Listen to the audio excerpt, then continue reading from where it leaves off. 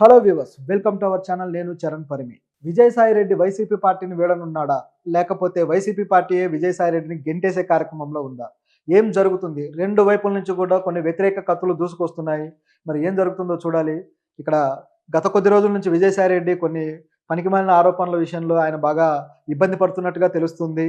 ఏవైతే ఆయన మీద వచ్చాయో ఆరోపణలు, ఆయన ఒక మహిళకి అక్రమ సంబంధంతోటి గర్భం దాల్చేలా చేశారని, తర్వాత ఆ బిడ్డకి ఆయనే తండ్రి అని చెప్పేసి శాంతి దేవాదాయ శాఖకు సంబంధించిన అసిస్టెంట్ కమిషనర్ ఎవరైతే ఉన్నారో శాంతి అని, ఆమె భర్త మదన్ మోహన్ ఆరోపణలు చేయడము, ఆ ఆరోపణల వల్ల పెద్ద రచ్చ జరగటము ఇదంతా మనం చూసాం. ఇప్పుడు ఆ రచ్చ వల్ల ఆయన కూడా ప్రెస్ మీట్ పెట్టేసి కొన్ని విషయాలు వెల్లడించడము, మీడియా మీద ఆయన అక్కసు వెల్లగక్కడం, కొంత కాస్త గట్టి పదజాలంతోటి ఆయన వాళ్ళని తిట్టడం కూడా జరిగింది. తర్వాత కేసులు కూడా పెడతానన్నారు. అలాగే ఉమెన్ వెల్ఫేర్ కావచ్చు, ఉమెన్ రైట్స్‌కి సంబంధించి కావచ్చు, ఇలాంటి కేసులన్నీ పెడతానని చెప్పారు. ఇదంతా ఒక ఎత్తయితే, వెనకాల పార్టీ వెనకాల వేరే విషయాలు జరుగుతున్నాయి. విజయసాయి రెడ్డి బయట ఈయన చెప్పే విషయాలు కావచ్చు, దీనికి సంబంధించి పర్యవసానాలన్నీ కూడా పార్టీలో నెగెటివ్‌గా వస్తున్నాయనేది ఒక టాక్ నడుస్తుందనమాట. చూస్తూ ఉంటే దాదాపు ఆయన పార్టీ నుంచి బయటికి రావడం ఇక కన్ఫర్మ్‌గానే కనిపిస్తుంది. అయితే ఎలా కన్ఫర్మ్ అవుతుంది? ఏంటి? అసలు ఏ విషయాలు దానికి కారణమయ్యాయి అనేది ఒకసారి గమనిద్దాం. ఈ ఇన్సిడెంట్ ఎప్పుడైతే జరిగిందో, ఇప్పుడు ఈయన మదన్ మోహన్ అనే వ్యక్తి ఇట్లా ఆరోపణలు చేయడం కావచ్చు, ఇదంతా కూడా దీన్ని పైగా ఆయన ఏమన్నారంటే, ఆయన డీఎన్ఏ టెస్ట్ చేయించాల్సిందే, చేసేదాకా నేను నిరాహార దీక్ష చేస్తానని చెప్పేసి గత 2 రోజులుగా ఆయన మీడియాలో గట్టిగా వాదిస్తున్నారు. సో, ఈ వాదనతోటి విజయసాయి రెడ్డి గారు ఇంతవరకు వాటిని ఖండించి, నేను రెడీ డీఎన్ఏ టెస్ట్‌కి అని చెప్పేసి ఆయన అనట్లేదు. అలాగే మరి ఈవిడ కూడా దానికి రెడీ అనట్లేదు. సో, మరి ఏంటి సంగతి అనేది తేలాల్సి ఉంది. ఇదిలా ఉంటే పార్టీలోనే అంతర్గతంగా చాలామంది కావాలని ఈయన మీద ఈ ఆరోపణలకు వచ్చేలాగా పురిగొల్పుతున్నారు అని చెప్పేసి ఒక టాక్ ఉందనమాట. అది కూడా విజయసాయి రెడ్డి గారే కొందరి పేర్లు బయట పెట్టారని చెప్పేసి న్యూస్ తెలుస్తూ ఉంది. నిజానికి తన గురించి ఇట్లా ఎవరు నెగెటివ్‌గా చేస్తారు ఏంటనేది ఆయనకు ఒక అంచనా ఉందనమాట. పార్టీలో దాదాపు జగన్ తర్వాత అంతటి వ్యక్తి, సెకండ్ పొజిషన్‌లో ఉన్న వ్యక్తి, ఏ నిర్ణయాలైనా ఆయనే తీసుకునే పొజిషన్‌లో ఆయన ఉన్నాడనమాట. ఆయన రీజియన్ కావచ్చు, ఆయన సెక్టార్‌కి సంబంధించి. ఇలాంటి వ్యక్తి మీద ఎవరు పనిగట్టుకొని నెగెటివ్ ప్రచారాలు, నెగెటివ్ యాక్టివిటీస్ రూపొందిస్తారు అనేది ఆలోచిస్తే, ఆయన చెప్పిన పేరేంటంటే, అంటే ఇంటర్నల్‌గా పెద్దిరెడ్డి రామచంద్రారెడ్డి కావచ్చు, అట్లాగే సజ్జల రామకృష్ణారెడ్డి కావచ్చు, వీళ్ళిద్దరూ ఈ విధంగా పార్టీలో చేస్తూ ఉంటారు. వాళ్ళకు నచ్చని వ్యక్తుల మీద బురద చల్లించే ప్రోగ్రామ్ పెట్టుకుంటారు. అది కూడా మీడియా ద్వారా, ఇతర వ్యక్తుల ద్వారా ఈ విధంగా ఒక డ్రామా క్రియేట్ చేస్తారు అనేది ఇంటర్నల్‌గా ఈయన వెలుబుచ్చుతున్న అభిప్రాయం.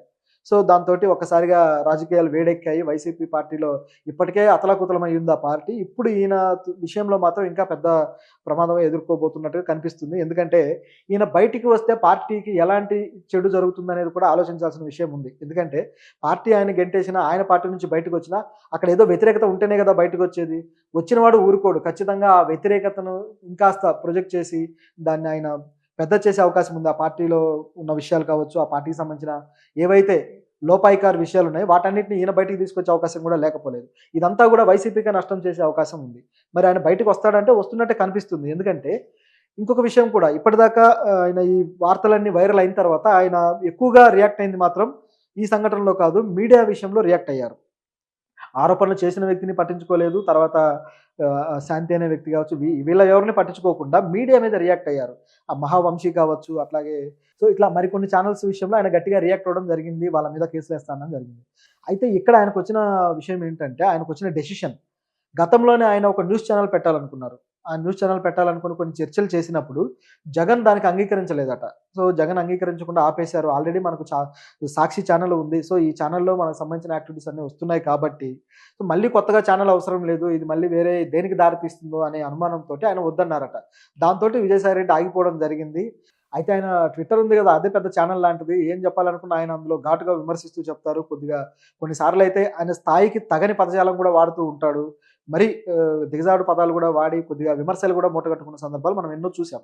సో, ఇప్పుడు మాత్రం ఇక ఆయన ఏమాత్రం ఉపేక్షించే పరిస్థితి లేదు. నేను ఖచ్చితంగా నేను ఆ ఛానెల్ పెట్టి తీరుతాను అని జెప్పేసి ఆయన చెప్పడం జరిగింది. సన్నిహితులతో కూడా ఇదే మాట అంటున్నారు. నేను ఛానెల్ పెట్టి తీరుతానని. సో, ఒకవేళ ఈయన గాని ఛానెల్ పెడితే ఖచ్చితంగా జగన్ మరి తన అభిప్రాయానికి వ్యతిరేకంగా ఉన్నందుకు ఆయన మీద కాస్త కినుకు వహించే అవకాశం గూడా ఉంది. దీంతో పాటు ఇప్పుడు వచ్చిన ఆరోపణల విషయంలో ఆయన ఎలా బయటపడతాడనేది కూడా ప్రశ్నార్థకమే. ఎందుకంటే పొరపాటున ఆయన మదన్ మోహన్ కానీ నిరాహార దీక్ష కూర్చున్నా, లేదంటే పోలీస్ కేస్ పెట్టినా కూడా ఇది పెద్ద వివాదంగా మారే అవకాశం ఉంది. సో ఎందుకంటే వాళ్ళు ఇంకా డైవోర్సీ కాదు కాబట్టి భర్తగా అడిగే హక్కు ఆయనకు ఉంది కాబట్టి ఆయన పెడితే ఖచ్చితంగా అది దర్యాప్తులోకి తీసుకోవాల్సిన పరిస్థితి ఏర్పడుతుంది.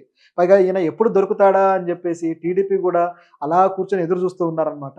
ఎక్కడ దొరికితే అక్కడ నొక్కే ప్రోగ్రామ్ పెట్టుకున్నారు టీడీపీ కూడా. సో వాళ్ళు కూడా వదలరు. కేవలం కేసు పెట్టడమే లేటు. మరి వెనకాల ఇంకా ఎవరున్నారు? మదన్ మోహన్‌కి ధైర్యాన్ని ఇచ్చి ఇంకా ముందుకు తీసుకెళ్ళే వాళ్ళు ఎవరనేది కూడా తెలియాల్సి ఉంది. అయితే ఈ వివాదాలు గావచ్చు, ఈయన మీద వచ్చే ఆరోపణలు గావచ్చు, ఇవన్నీ కూడా మళ్ళీ ఇప్పుడు ఇట్లా ఎలా పరిష్కరించుకుంటాడు అంటే ఇది కేవలం ఆయన చేతుల్లోనే ఉంది. ఎందుకంటే ఆయన తప్ప ఇక ఎవరు ఆయనకు సపోర్ట్ రావట్లేదు. పార్టీ నుంచి గతంలో అయితే ఆయన ఈయననే కాదు. ఎవరైనా సరే ఒక పేర్ని నాని కావచ్చు, అలాగే కొడాలి నాని కావచ్చు, అట్లాగే రోజా కావచ్చు, ఎవరైనా సరే పార్టీకి సంబంధించి ఏ ఆరోపణ వచ్చినా, పార్టీలో వ్యక్తులకు సంబంధించి ఏ ఆరోపణ వచ్చినా, వెంటనే వీళ్ళు ప్రెస్ మీట్లు పెట్టేసి, మీడియా ముందుకొచ్చేసి, వాళ్ళు అవాకులు చవాకులు పేలడం, ఇష్టం వచ్చినట్టు మాట్లాడడం కూడా చేసేవాళ్ళు.